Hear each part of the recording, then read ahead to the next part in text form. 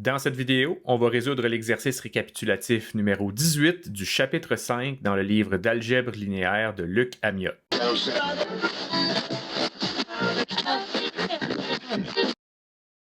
Dans l'énoncé du problème, on se fait donner trois vecteurs U, V et W qui ont respectivement des longueurs de 5, 12 et 15.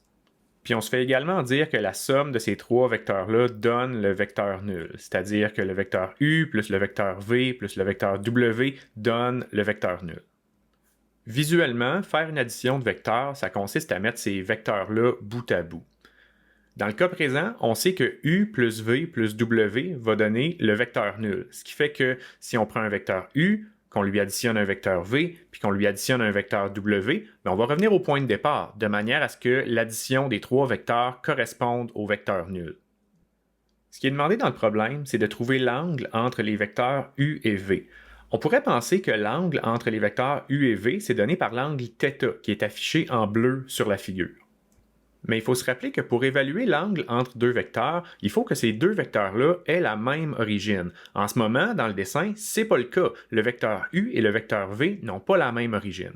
Donc, ce qu'on va faire, c'est prendre le vecteur U et le déplacer de telle sorte que U et V vont avoir le même point de départ. Et donc, l'angle qu'on recherche entre le vecteur U et le vecteur V va être défini par θ', comme on le voit en vert sur la figure.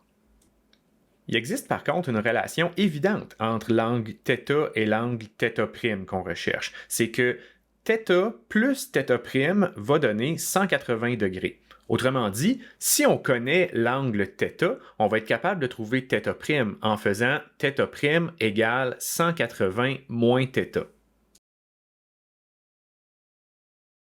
On va donc partir à la recherche de l'angle θ.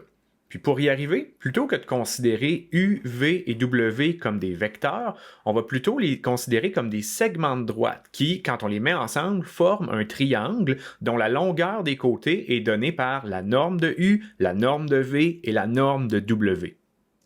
On est donc dans la situation où on connaît la longueur des trois côtés du triangle et on recherche l'angle qui est opposé au côté dont la longueur est la norme du vecteur W.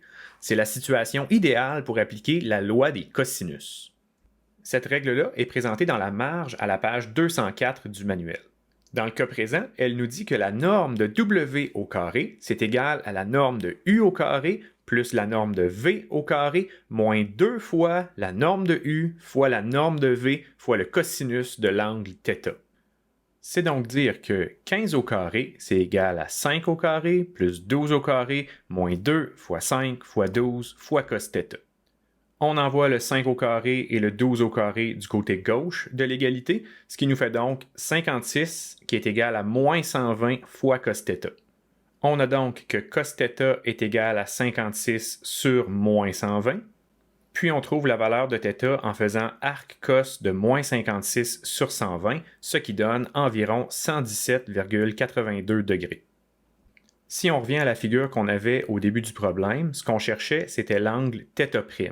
On avait que θ' était égal à 180 moins θ, c'est-à-dire 180 moins 117,82, comme on vient de le calculer, ce qui donne environ 62,18 degrés.